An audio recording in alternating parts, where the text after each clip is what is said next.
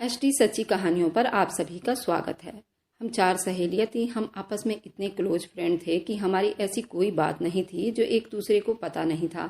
हमने आपस में एक दूसरे से वादा किया था, चाहे कितनी भी सीक्रेट बातें हों, आपस में एक दूसरे से ज़रूर शेयर करेंगे। ऐसे में ही अब हमने ग्रेजुएशन कर ली थी तो एक एक करके सबकी शादियाँ हो रही थी और मेरी सहेलियाँ अपनी शादी के रात तक की कोई बात अभी तक नहीं छुपाई थी। सारी बातें एक दूसरे से शेयर कर दी थी, जिसकी वजह से अब तो मुझे शादी के नाम सुनकर ही डर लगता था, क्योंकि शादी के नाम पर जो खिलवाड़ लड़कियों के साथ मैंने किया था, मुझे उससे बहुत डर लगा था। यही वजह थी कि मैं शादी नहीं करना चाहती थी, लेकिन मेरे बहुत मना करने के बाद भी मेरी शादी कर दी गई थी। मैं अपने कमरे में बैठी बहुत रो रही थी, जबकि आज मेरी शादी की रात थी और उस रात हर लड़की बहुत अरमान और खुशियां लेकर अपने प्यार के घर आती हैं, नई जिंदगी नई खुशियों के इंतजार में होती हैं। लेकिन मैं बेहद परेशान थी। मैं इस तरह बदहवासी का शिकार हो रही थी। पति के आने का सोचकर मेरा दिल बुरी तरह से कांप रहा था। मेरा जी चाहा कि मैं कहीं छुप जाऊं जहां मेरा पति मुझे देख ना सके। काश कि ये मंजर मेरी आंखों के सामने से गायब हो जाए। मेरा दिल उस वक्त किसी बेगाने घोड़े की तरह भाग रहा था। डर की वजह से मेरे हाथ पांव ठंडे हो चुके थे। डर के मारे मुझे अपना दम घुटता हुआ महसूस हो रहा था कि जब कमरे का दरवाजा खुला, मेरा पति गर्व कमरे में दाखिल हुआ। उसे देखकर मेरी आंखों से टप टप आंसू बहने लगे। डर के मारे मैंने अपने बेड की चादर को अपने हाथ से दबोच रखा था। मैं बहुत परेशानी से गुजर रही थी। जैसे जैसे मेरा पति मेरे करीब आ रहा था, मेरा पूरा शरीर धीरे धीरे लरजने लगा था और गर्व मेरे पास आकर बैठ गया। कुछ देर मेरे हुस्न और चेहरे को बड़ी मासूमियत से देखने लगा। बेहद खूबसूरत थी और यही मेरे लिए मेरा सबसे बड़ी समस्या बन चुकी थी। जैसे ही उसने अपना हाथ मेरे हाथ पर रखा तो मेरा इतना ठंडा हाथ देखकर कहने लगा, क्या बात है चंचल, तुम इस तरह नर्वस क्यों हो रही हो? अब मैं उसे क्या वजह बताती कि मुझे शादी से डर लगता है। मैंने ना में सिर हिला दिया। मैंने कहा, कुछ नहीं। वे कहने लगा कि तुम इस तरह घबराई क्यों हो? मैंने धीरे से कहा कि मुझे इस रिश्ते से डर लगता है। मेरी बात सुनकर वह हंसने लगा और मेरा हाथ थामकर मुझे तसल्ली देकर कहने लगा, परेशान मत होना। मैंने कहा, मुझे बहुत डर लग रहा है। वह कहने लगा, इसमें डरने की कोई बात नहीं है। मैंने कहा, मुझे बहुत डर लगता है, पता नहीं कैसे होगा ये सब कुछ। वह कहने लगा, देखो, उसका एक ही रास्ता है मेरे पास। मैंने पूछा, क्या है? मेरी बात सुनकर उसने मेरे हाथों को थामकर मुझे तसल्ली दी और उसके बाद उठकर खड़ा हो गया। फिर चलते हुए अलमारी के पास गया, अलमारी खोली और एक कैप्सूल लाकर मुझे थमा दी। साथ में पानी का गिलास दिया। कहने लगा, ये गोली खा लो। मैंने कहा, किस चीज़ की गोली है गर्भ? कहने लगा कि तुम्हारी परेशानियों का इलाज इसी गोली में है। गर्भ की बात को समझ नहीं पा रही थी। डर के मारे उस वक्त बेहद घबराई हुई थी। डर से मेरी जान ही निकल रही थी। मैं सोचने लगी, आखिर मेरी परेशानियों का रास्ता ये गोली कैसे हो सकती है। फिलहाल मैंने गोली खा ली और गर्भ मेरे करीब आने लगा। उसने मेरे दोनों हाथों को थामकर अपने होठों पर लगाया था। मुझसे अपनी मोहब्बत का इजहार करने लगा था, लेकिन मैं यूं थी जैसे मुझ पर जलजला सवार हो चुका हो। धीरे धीरे गर्भ ने मुझे अपने बाहों में लिया, मगर मैं डर के मारे अपने आप को उससे छुड़वाने लगी थी। लेकिन फिर मैंने महसूस किया कि जैसे मेरी आंखों में एक नींद सी उतरने लगी थी। मैं नींद के आगोश में जाने लगी थी, चाहकर भी खुद को जगा नहीं पा रही थी। कुछ ही पल लगे थे कि मैं गहरी नींद में जा चुकी थी। मेरी शादी से कुछ दिन पहले मेरी सहेलियां मुझे घेरे बैठी हुई थी, जो पहले से शादीशुदा थी। मुझे कहने लगी, कुछ दिन के बाद तुम्हारी भी शादी होने वाली है, इसलिए ज़रूरी है कि तुम्हें इस रिश्ते के बारे में बता दिया जाए। मैं शादी के रिश्ते से बिल्कुल अनजान थी, इसलिए जब मेरी दोस्तों ने मुझे इस रिश्ते के बारे में बताया तो मुझे इस रिश्ते से डर महसूस होने लगा था। शायद उनका बताने का अंदाज ही कुछ ऐसा था। कहने लगी, पति अपनी पत्नी पर शादी के रात बिल्कुल भी तरस नहीं खाता और तुम तो अपनी खैर मनाओ, तुम्हारा हुस्न देख कर तो तुम्हारा पति तुम्हारे साथ। ये कहकर वो मुस्कुराने लगी और मेरा दिल धक धक करने लगा। उनकी सुहाग रात वाली बातें मेरा होश उड़ाने लगी थी।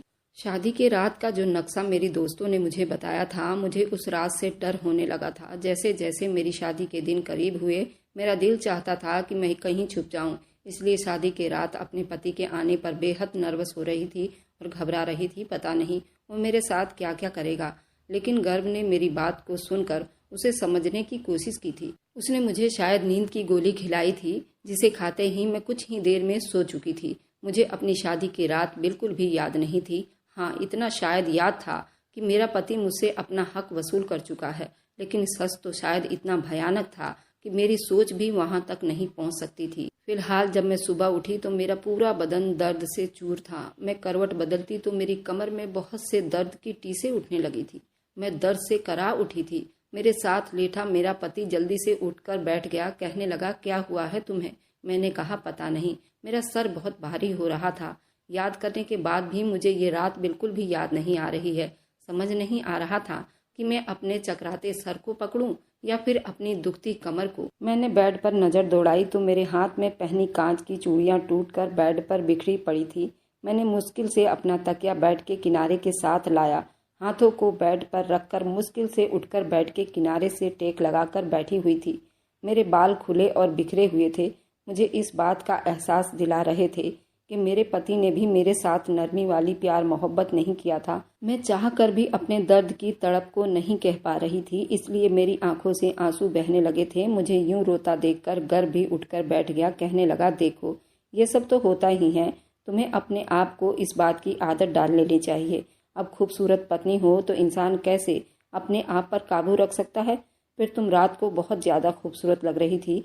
मुझे लगा अगर मैं तुम्हें कैप्सूल ना दी तो तुम मुझे अपने करीब भी नहीं आने दोगी, और मैं अपनी ये रात बर्बाद नहीं करना चाहता था। ये कहकर वह उठकर वॉशरूम में चला गया, लेकिन मुझे अपना शरीर इस काबिल नहीं लग रहा था कि मैं उठकर खड़ी हो जाऊं। गर्भ अपने घर में अकेला रहता था। उसके माँ बाप की मृत्यु हो चुकी थी। पहले तो मेरे माँ बाप मेरे इस रिश्ते पर राजी भी नहीं थे। कहने लगे, अकेला लड़का है, हमें तो ऐसे रिश्ते समझ नहीं आते। लेकिन फिर मेरी माँ कहने लगी, ये नौजवान अच्छा खासा कमाता है, अपना घर है, अब अगर उसके माँ बाप नहीं हैं तो उसमें उसकी क्या गलती है? हमने अच्छी तरह से छानबीन तो करवाई है। इस रिश्ते में किसी ने कोई भी बुराई या नुक्स नहीं निकाला। अच्छा है, मेरी बेटी पर ससुराल का बोझ नहीं होगा। मैं नहीं जानती थी शादी के रात ही मेरी ऐसी हालत हो जाएगी। मैं खड़ी होने के लिए भी मोहताज हो जाऊंगी। गर्भ जब नहाने के लिए बाहर आया तो कहने लगा, देखो, मेरे घर में तुम्हारी सेवा के लिए कोई नौकरानी नहीं है, इसलिए ये घर तुमको ही संभालना है। मुझे उसकी बात पर कोई भी एतराज नहीं था, लेकिन मुझे अपने आप में उस वक्त इस काबिल नहीं लग रहा था कि मैं उस वक्त उठकर नाश्ता बना सकूं।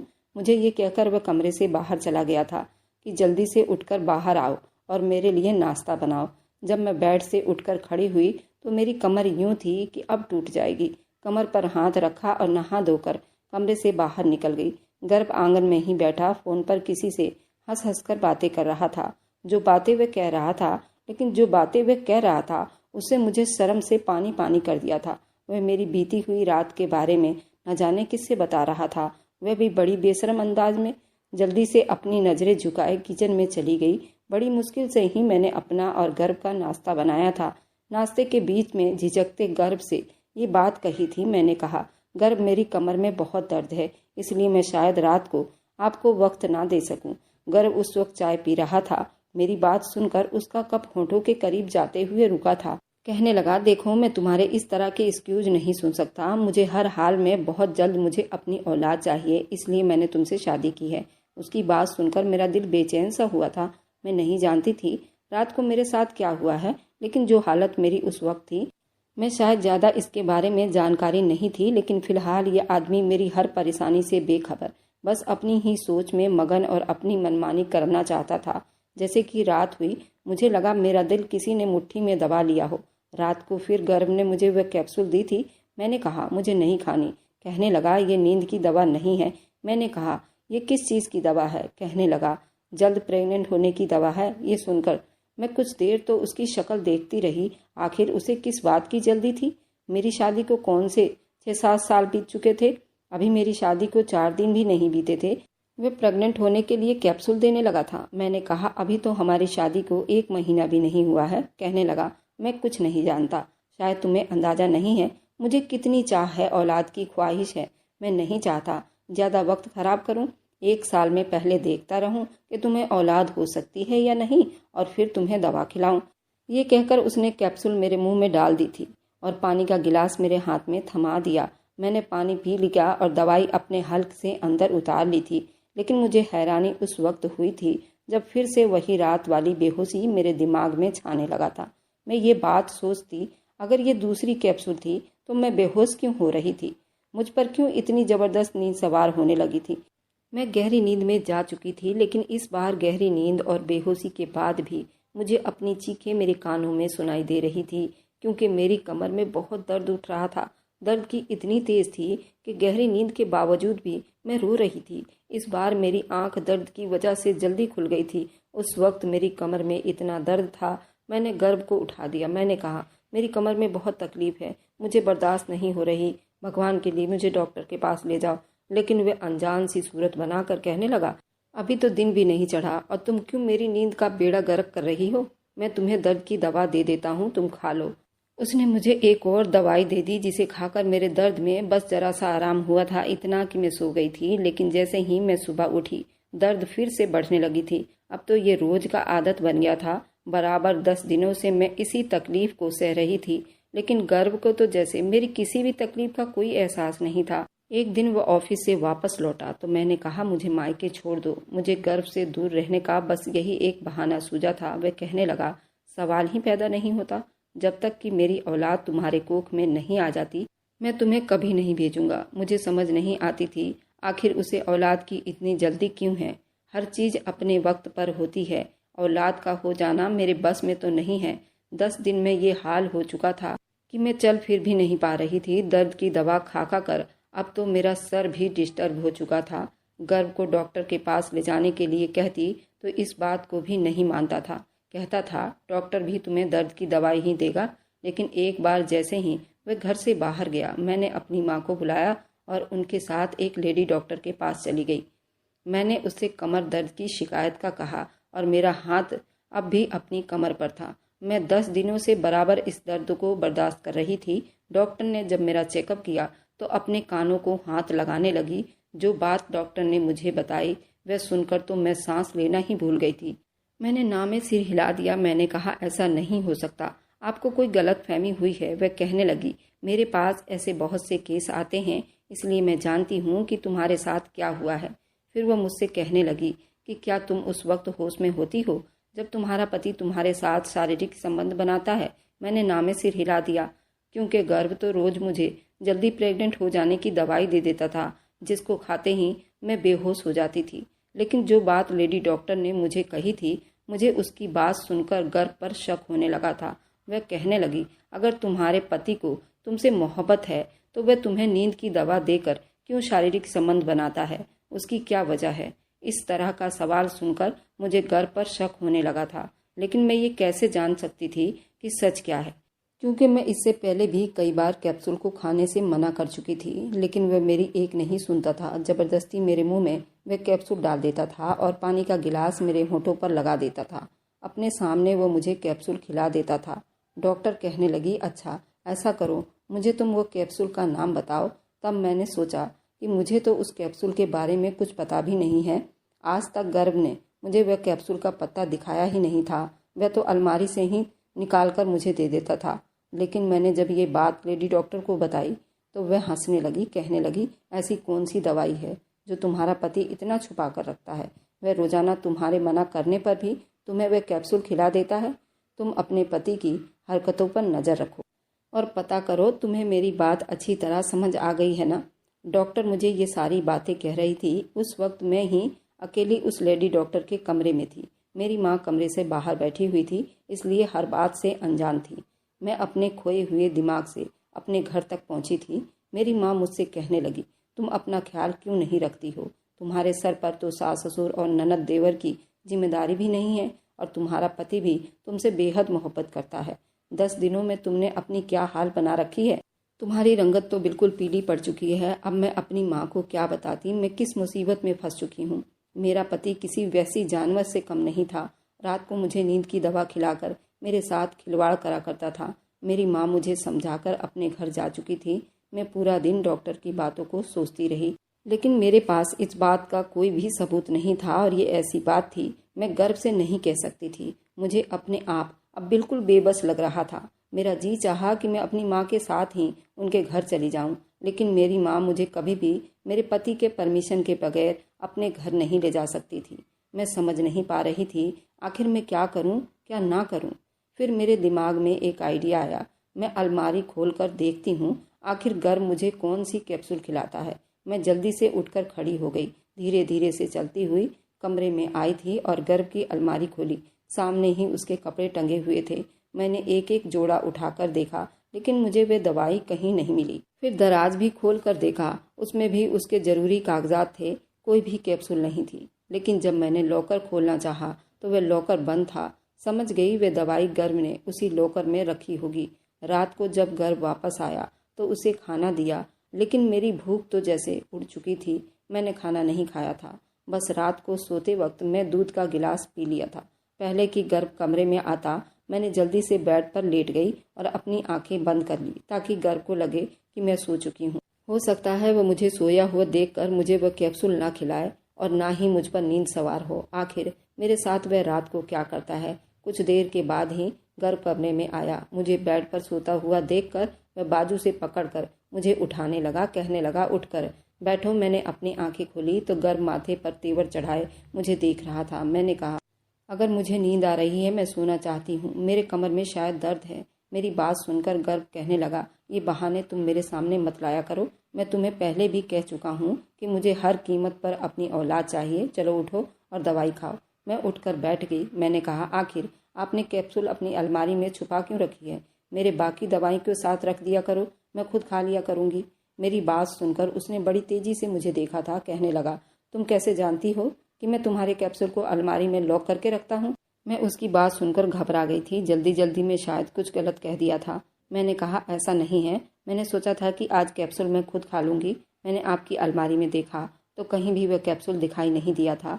मुझे लगा शायद आपने लॉकर में रखी होगी। एक बहाना ढूंढ लिया था। वह कहने लगा, मुझे इतना ज़्यादा परेशान होने की ज़रूरत नहीं है। मैं वह दवाई रोज़ाना तुम्हें खिलाता हूँ और जब तक बच्चा नहीं हो जाता मैं तुम्हें खिलाता रहूँगा।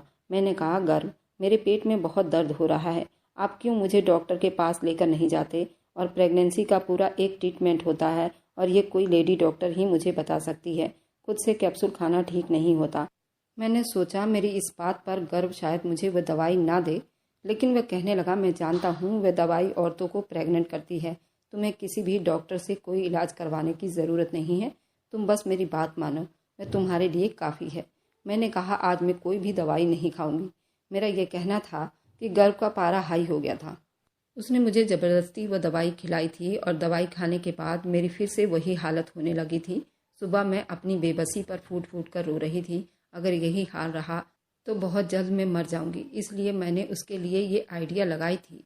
रात के वक्त मैंने अपने मोबाइल कैमरा ऑन कर दिया और उसे ऐसी जगह पर रख दिया जहाँ से मेरा बेड आसानी से नज़र आ सके। रात को गर्भ फिर से मेरी जान पर बनाई थी। मेरी वे हाल होने लगी थी। सुबह जब मैं उठी तो गर्भ के ऑफिस जाने का इंतज़ार करने लगी। जैसे ही वह घर से बाहर निकला, मैंने जल्दी से कैमरे की वीडियो ऑन करके देखने लगी, जिसे देखकर मेरे होश हवास उड़ गए थे।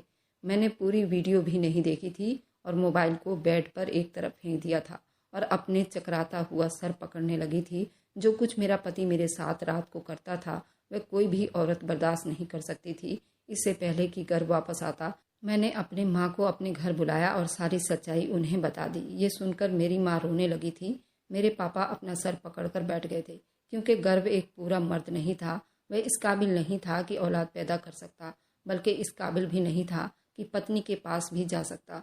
मुझ पर अपना रौब जमाने के लिए और ये साबित करने के लिए कि वह एक पूरा मर्द है, वह रात को मेरे साथ बिताने के लिए अपने दोस्तों को मेरे कमरे में भेज देता था, जो मेरे साथ इस तरह के व्यवहार करते थे। मेरी माँ ने गर्भ पर केस कर दिया और मुझे उससे डिवोर्स दिलवाने की कार्रवाई शुरू कर दी। जब केस चला तो मालूम हुआ कि उसके पहले भी एक शादी हो चुकी थी और उसकी पत्नी ने उसे इसी बात पर डिवोर्स ली थी। वह नामर्द है और औलाद पैदा करने के काबिल नहीं है। शायद अपनी इसी कमी को छुपाने के लिए, वह अपनी पत्नी पर यह साबित करने के लिए वह औलाद पैदा कर सकता है, उसने मेरे साथ बहुत बड़ा जुल्म किया था। मेरी ज़िंदगी को जहन्नुम बनाकर रख दिया था। जब मैं लेडी डॉक्टर के पास गई थी तो उसने मुझे ये कहा था कि तुम्हारे साथ रेप हो रहा है और करने वाले एक से ज़्यादा लोग हैं। मेरे साथ कितना कुछ गलत हुआ था और मैं यही आशा करती हूँ कि ऐसा कभी किसी लड़की के साथ ना हो। मैं अपने मायके आ गई और हम केस लड़ते रहे। हमने केस जीत लिया। कुछ दिनों के बाद मैंने अपनी पढ़ाई दोबारा शुरू कर दी और मैं एक कंपनी में मैनेजर के तौर पर काम करती हूँ। मेरी अच्छी खासी तनख्वाह भी है और मेरे ऑफिस में ही एक लड़का है जो मुझे पसंद करता है, पर मैंने एक बार धोखा खा लिया है। अब मुझे इस रिश्ते पर जीरा बराबर भी विश्वास नहीं है। वह लड़का मुझे बार बार कहता है कि तुम मुझे अपने घर वालों से मिलवा दो, और उसने मुझे अपने माता पिता से मिलवा दिया है। पर मैं उसे कई बार कह चुकी हूँ कि मैं ऐसे किसी रिश्ते पर भी विश्वास नहीं करती और ना ही मैं दोबारा शादी करना चाहती हूँ। मुझे शादी के नाम पर ही घिन आती है। आप लोगों से पूछती हूँ, क्या मुझे उस लड़के से शादी कर लेनी चाहिए या नहीं? मेरे माता पिता ने तो बात मुझ पर डाल दी है, क्योंकि एक बार वे लोग इस रिश्ते से बुरी तरह से धोखा खा चुके हैं। तो वे लोग भी मुझ पर दबाव नहीं डालते, कहते हैं तुम्हारा जीवन है, तुम खुद ही जी लो। अगर आपको आज की कहानी पसंद आई है तो वीडियो को जरूर लाइक कीजिएगा और अपने दोस्तों के साथ शेयर भी कीजिएगा। और हाँ, अगर आपने अभी तक हमारे चैनल को सब्सक्राइब नहीं किया है तो जरूर सब्सक्राइब कर लें। मिलते हैं हम अपनी कल की एक नई दिलचस्प कहानी के साथ। मुझ पर सदा अपना प्यार और स्नेह बनाए रखें। सभी को मेरा प्यार भरा नमस्कार दोस्तों।